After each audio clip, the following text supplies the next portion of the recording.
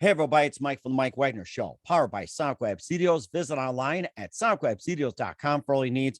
Look at a professional website without breaking your budget. SoundCloud Studios is the answer. SoundCloud Studios offers fast, affordable custom web designs that blow the competition away.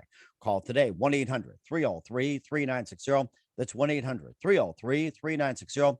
Or email to support@soundcloudstudios.com. Mention the Mike Wagner Show, get 20% off your first project. SoundCloud Studios, take your image to the next level. Also, time to give official shout out to our official sponsor of the Mike Wagner Show, international warring author Mia Mosensia. If you love fast-paced mysteries, you'll love Missing by Mia Mosensia, available on Amazon in paperback and ebook. Missing is fast-paced and intriguing with an unforgettable twist. Takes place in 4 countries, 2 strangers, 1 target, where truth is illusion and those you love will be the first go missing. It's available on Amazon in paperback and ebook. Missing by Mia Mosensia has garnered great reviews and even loved and enjoyed by Howard celebrities, including Joanna Cassidy, Forbes Royalty, and many others. So grab your copy today for Girls Missing by Mia Mosensia. It's available on Amazon. Also, the Mike Wagner Show can be heard on the MikeWagnerShow.com or over 40 podcast platforms, including Facebook, SoundCloud, Spreaker, Spotify, and iHeartRadio. Also, Anchor FM, iTunes, Google Play, Amazon, Audible, Apple Music, and it's also heard on HamiltonRadio.net, Diamonds FM, Oldies Radio, and a few other networks coming soon. Take the Mike Wagner Show with you on any mobile device. Subscribe to the Mike Wagner Show on the YouTube channel. Follow the Mike Wagner Show on Instagram and Twitter today. And for great gift ideas, go to Amazon.com and check out the Mike Wagner Show podcast. T-shirts, pop sockets, throw pillows, tote bags, hoodies, and baseball gear and more. Makes great gifts 24/7. Go to Amazon.com and check out the Mike Wagner Show podcast. And for more great gift ideas, go to Amazon.com/Mia Mosensia for great books like Missing, Once, and Wrinkles. Also T-shirts, pop sockets, hoodies, phone cases, and more. Amazon.com/Mia Mosensia. Check it out today. I'll support the Mike Wagner Show on Anchor FM, PayPal, the MikeWagnerShow.com. You can buy me a coffee at buymeacoffee.com with the Mike Wagner Show. Make sure you do so today. We're here with an amazing lady who's a best-selling, award-winning queen of children's music, and we're going to talk about that. She's averaged more than 22 plus million monthly streams and also millions of DVDs and CDs sold throughout her career. She began her career in 1992 and performed with her band at Lincoln Center, Carnegie Hall, the White House, and more.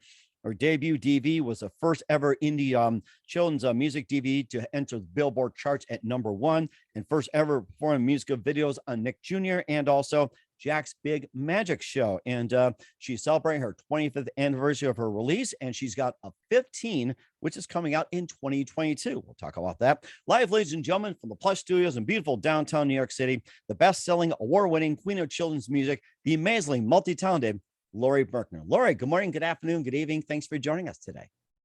Good morning, good afternoon, and good evening. It's great to be here. Well, it's great to have you on board as well, too, Laurie, that you're a best-selling, award-winning queen of children's music. You average more than 22 million monthly listeners and also millions of DVDs and CDs sold, and you began your career in 1992. You performed with your band at Lincoln Center, Carnegie Hall, the White House, and other areas.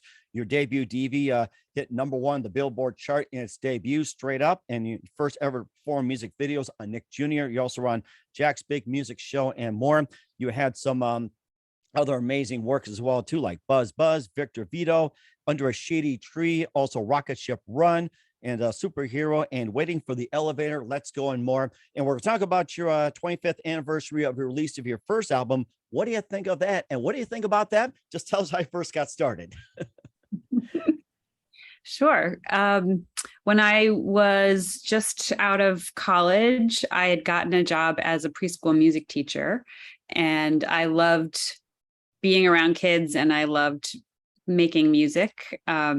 So I thought this will be a great job for me. And then I went in and realized I did not know how to talk to kids who were in preschool. Oh, I felt no. it was like they were speaking another language, and I had to kind of remind myself what I really dig deep into my own memories to remember being that age, whatever I could remember. Certainly I couldn't remember all of it, and do a lot of listening. So I started, I thought I was doing a good thing by bringing in songs and trying to sing with them. But a lot of times they told me that they had heard those songs many times, like Old MacDonald and other music like that. And so eventually I just asked them what they wanted to sing about. And I started to write songs with their ideas. And that was when things turned around. And that was how I wrote We Are the Dinosaurs, which is the first song on What Do You Think of That? And continues to be one of my kind of hits, I guess, to this day. That's really interesting. And tell us about the transition going from a preschool music teacher to doing what you're doing full time. Right. So I eventually started recording some of the songs that I was singing with them. Some of them were traditional songs that we kind of changed together, and some of them were like We Are the Dinosaurs songs that I had written. And I did it mostly because I thought it would be fun for the kids to have it at home, but also because their parents said that they didn't know what these songs were that the kids were singing. So those kids started taking that. It was a cassette tape at the time, which was What Do You Think of That? Taking it home. The parents bought them, and I sold them much more quickly than I thought I would. So Wow. I made more. And yeah, after a few months I had sold, it was not, I had made 500, but I sold them all in the first few months because I had a lot of kids I was teaching, a lot of families. And then I also had started performing at birthday parties. And so parents would say, hey, bring 10 of those tapes with you and we'll put them in the goodie bag. And then those kids would go home with the goodie bags and a cassette tape with the songs. And then those parents who didn't know me would call and say, hey, could you come to my kid's birthday party and bring 20 of those tapes with you? And so it grew that way. And by the following year, I realized I had more songs because I had been just making them up to try to keep my job interesting and keep the kids engaged at school. At the preschool where I worked. And then I eventually started working in daycares and a lot of different settings and teaching classes. So I had a couple hundred kids that I was seeing every week. So I was making up songs a lot. So by the following year, I made another album. That was Buzz Buzz. And I kept, and that year I thought, gosh, how am I going to keep track of this? Do I have to pay taxes on this stuff? Like, how does this work? Hey, a children's song's about taxes. That's another challenge for you. Right. That is right.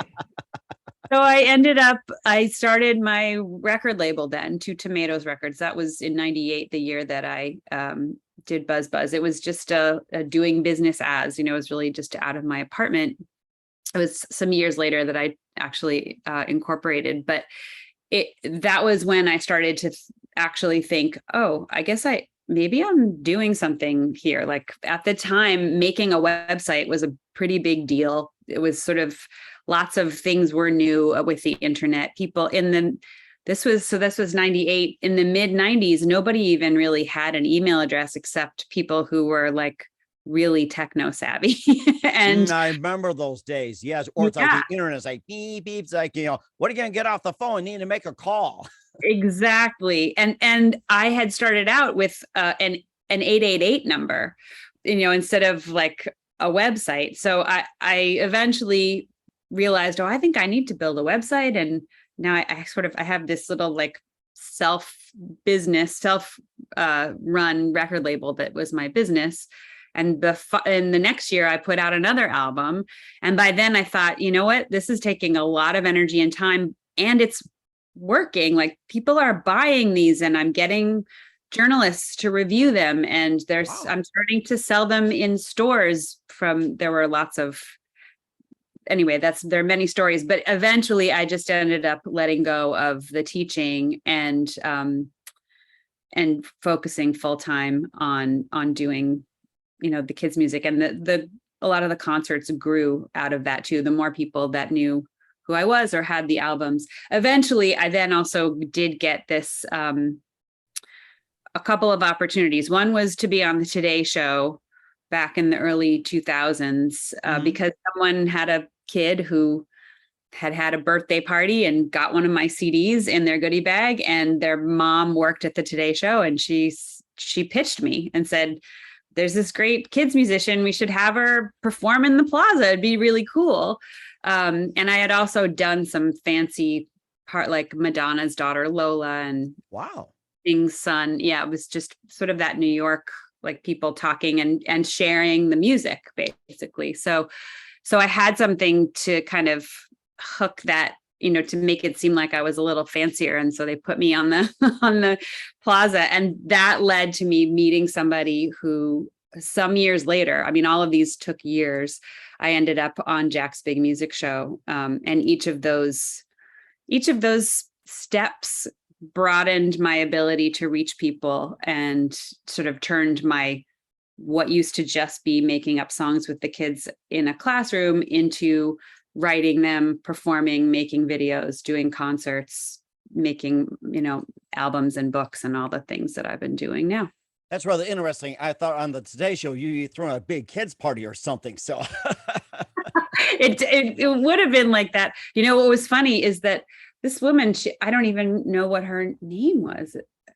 I wish I remembered her name. I only met her briefly, but she pitched me to the executive producer and got turned down. And then that guy left and she pitched me again. I didn't even know her. She just was so generous of her. And anyway, she pitched me to the replacement, and the replacement said, "Oh yeah, I've been to parties on the Upper West Side. I know who Laurie Berkner is. That's wild. Let's get her on the show and let's do a bio." I don't know if he was the one who decided, but they did like a little biography of things I had done and, pictures. And so they really turned it into a beautiful little piece. And we played a couple of songs throughout the show, and people wore pigs on their head, which is the guys, who were like doing the cameras, like they turn around and you see the camera guy and he's got a pig on his head. And so we had a lot of fun with it. It sounded like a lot of fun. I wish I had a pig on my head if I thought about it too. I had to sell for cheese or cat or, dog, whatever it is. I mean, I should have thought of that a bit more creative. And what was that one precise moment that simply influenced you into what you're doing for the rest of your career? So what was that one moment, whether it's in school or a party or anything like that, that simply said to you like a light bulb, this is what I'm going to do for the rest of my life? I don't know if that exactly happened, but I do remember I used to play in a bunch of adult bands before I was, while I was still in the middle of birthday parties and teaching and stuff. I was playing at night a band of my own that was original music, but I was also in this cover band called Lois Lane, and it was all female cover band, and we played on Long Island a lot. And we would play these very late, many hour long shows. So it was before in the morning, I'd be coming home. And I remember towards the end of one of those shows, I was not feeling well. And I had been up until 4. I drove Susie Lampert, who was the keyboardist who plays with me in the Laurie Berkner band and has for 20 or 30 years. She was in Lois Lane with me. And I snagged her, and I drove her home. I carry my amplifier up a bunch of stairs, fall into bed, smelling like cigarettes from the people at the bar where we had played. And then I had to get up a few hours later and go do a birthday party at Battery Park downtown. And it was a beautiful day. And it was outside on this just like lush green grass, families happily singing, yelling, "Play Victor Vito, play Bud." And I thought last night, I thought it was going to be horrible because I didn't feel well, but I was like, last night I felt so sick and people were yelling "Freebird" at me and like telling me to, play more solos and, and smoking in my face and being very unpleasant and drunk. And I thought, I don't want to do that anymore. I would much rather be doing this. It's so much more fun. Everybody here is like having a good time and they're joyful. And like my music is bringing out this feeling of happiness and love in these families. And they like the things that I write. Like this is what I need to be doing. So that's when I quit the band. And I think that was a pretty strong kind of a light bulb moment for me. I think so too. I thought the kids were singing Free Bird as well too, and you're going to talk about the music as well too. We'll talk about some of your other music like Buzz Buzz, Let's Go, and more. And it's your first album, more about the what do you think of that? But first, listen to the Mike Wagner Show at the MikeWagnerShow.com, powered by Sonic Web Studios. Visit online at sonicwebstudios.com for all your needs. Look at a professional website without breaking your budget. Sonic Web Studios is the answer. Sonic Web Studios offers fast, affordable custom web designs that blow the competition away. Call today, 1-800-303-3960. It's 1-800-303-3960, or email to support@sonicwebstudios.com. Mention the Mike Wagner Show, get 20% off your first project. Sonic Web Studios, take your image to the next level. Also, time to give official shout out to our official sponsor of the Mike Wagner Show, international warring author Mia Molson-Zia. If you love fast-paced mysteries, you'll love Missing by Mia Molson-Zia, available on Amazon in paperback and ebook. Missing is fast-paced and intriguing with an unforgettable twist. It takes place in 4 countries, 2 strangers, 1 target, where truth is an illusion and those you love will be the first go missing. It's available on Amazon in paperback and ebook. Missing by Mia Molson-Zia has garnered great reviews, and even loved and enjoys by Howard celebrities, including Joanna Cassidy, Forbes Riley, and many others. So grab your copy today for Goes Missing by Mia Molson-Zia, available on Amazon. Also, check out the Mike Wagner Show at the MikeWagnerShow.com on over 40 podcast platforms, heard in over 100 countries. Also on HamiltonRadio.net, Oldies FM, Diamonds Radio, and more. Take the Mike Wagner Show on any mobile device. Subscribe to the Mike Wagner Show on the YouTube channel. Don't forget to follow the Mike Wagner Show on Instagram and Twitter today. For great gift ideas, go to Amazon.com and check out the Mike Wagner Show podcast. And for more great gift ideas, go to Amazon.com/Mia Molson-Zia. For great books, merchandise, and more, Amazon.com/Mia Molson-Zia. Make sure you check it out today. Also support the Mike Wagner Show on Anchor FM, PayPal, the MikeWagnerShow.com. You can buy me a coffee at buymeacoffee.com at the Mike Wagner Show. Make sure you do so today. We're here with the amazing, best-selling, award-winning queen of children's music, Laurie Berkner, here on the Mike Wagner Show. Just a great foundation. We heard about how she got into children's music and everything else. And let's talk about your 25th anniversary release of the first album. What do you think of that? We covered it a little bit and maybe a bit more. And I guess with some of the songs you mentioned, it's like, how the songs come about. Was it just like something you see you want to write about, or something in your head, like instances, like say with The Cat Come Back, I Know a Chicken, We Are the Dinosaurs, or maybe like tell us a bit about it. And it's like, what inspired you to write? It's like something you saw, something you heard, or anything like that. It was just like a little thought like that, like most people. Sure. Well, like I mentioned before with We Are the Dinosaurs, I literally asked the kids, what do you feel like? What do you want to sing about today? And one, I think it was a little boy, he just yelled dinosaurs. And then the whole rest of the class said, yeah, dinosaurs. So I said, great, everybody stand up. Let's be dinosaurs. And I just started playing in a minor key and kind of marching beat. Ba-dum, ba-dum, ba-dum, bum, bum. And I said, okay, we're going to stomp and march around and be dinosaurs. And as we stomped and marched around, they started to roar and scratch at each other. And I thought, oh no, this could end up where somebody gets hurt. So then I said, stop and take a rest, stop and eat your food on the ground. And then everybody got on the ground, started pretending to eat. So that worked great.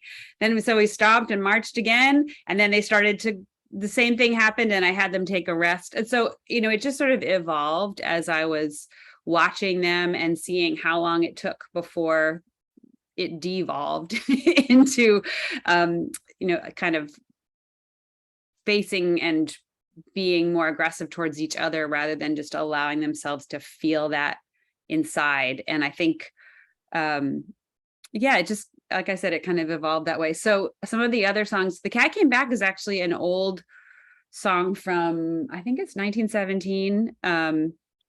And it was something that I had heard when I was a kid that I loved. I'm pretty sure I heard it was Fred Penner who I heard singing it.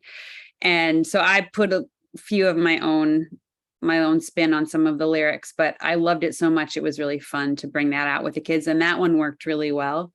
And I Know a Chicken. That one. Oh, you're making me hungry when you're talking about foods. Like, let's get some food. And yeah, I know a chicken, and chickens are hungry, and so are we.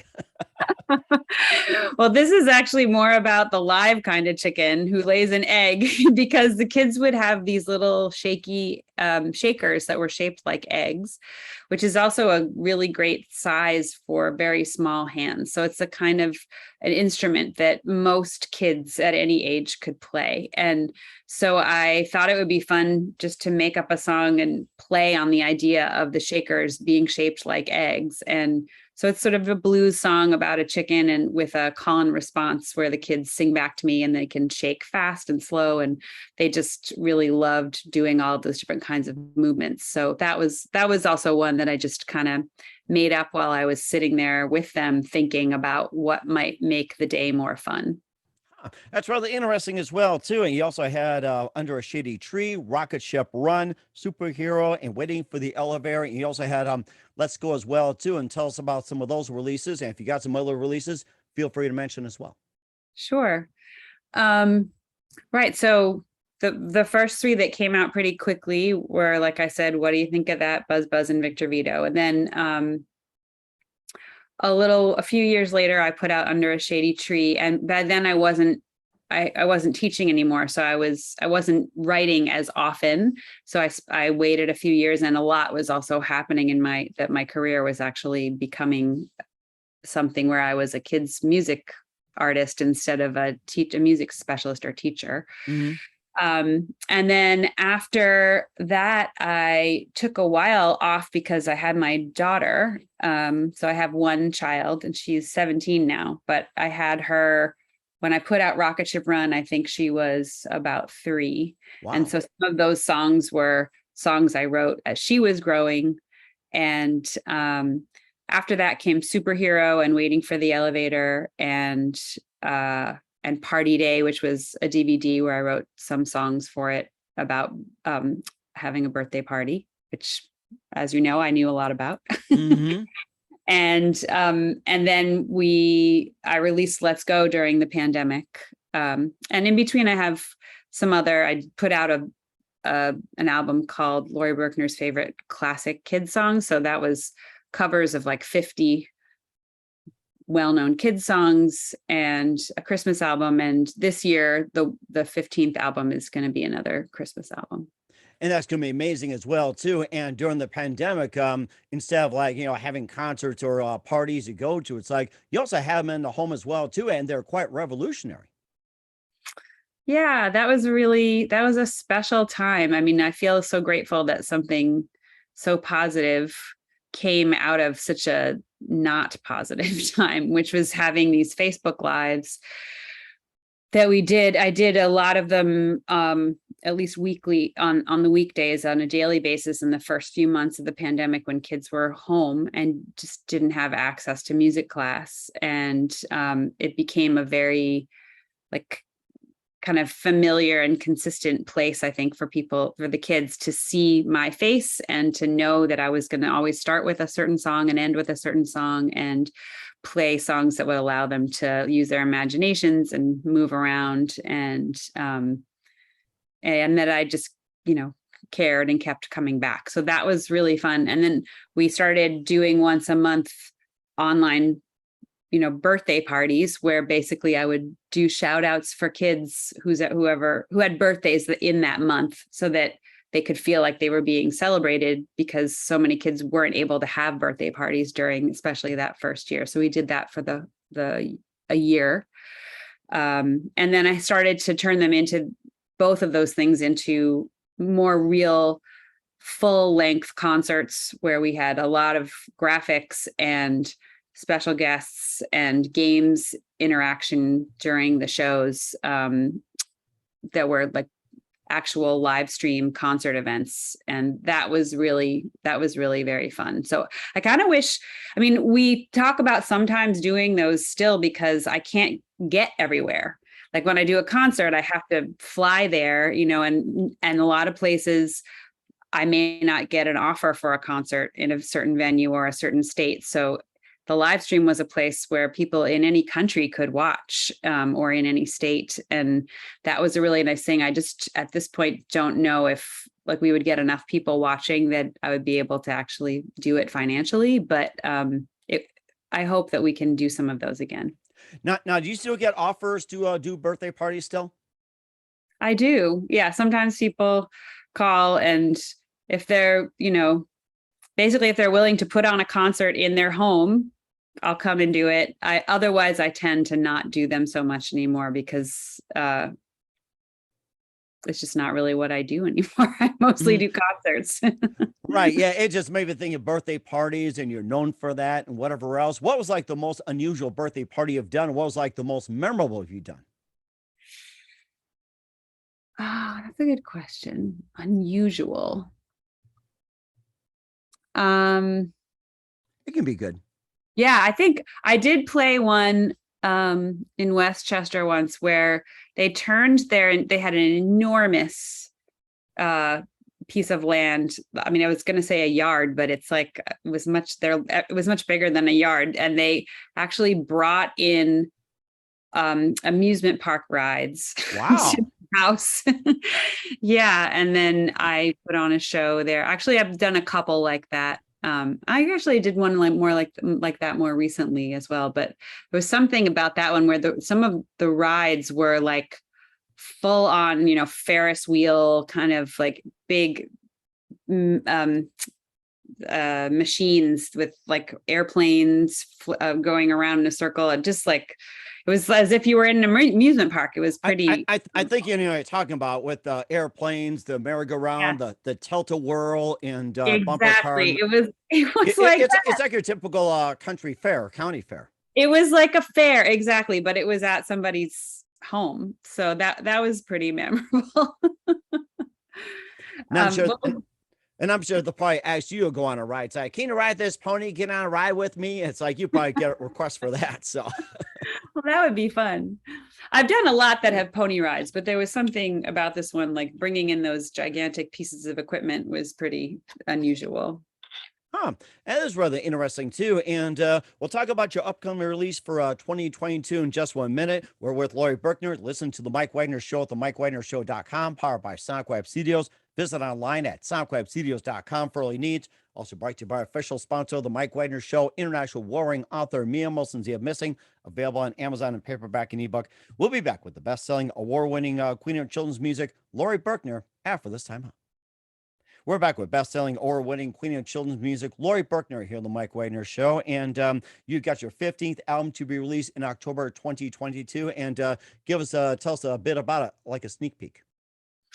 Yeah, so it's called Another Laurie Berkner Christmas because my first Christmas album was a Laurie Berkner Christmas.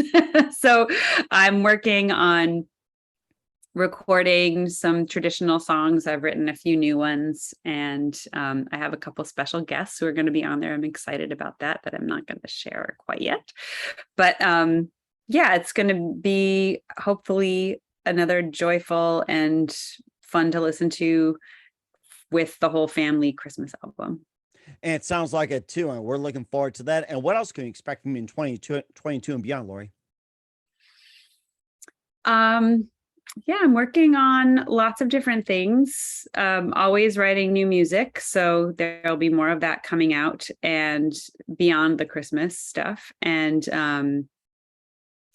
we will be continuing to celebrate the 25th anniversary of What Do You Think of That all year long. So just keep your eyes peeled for different things that we're doing.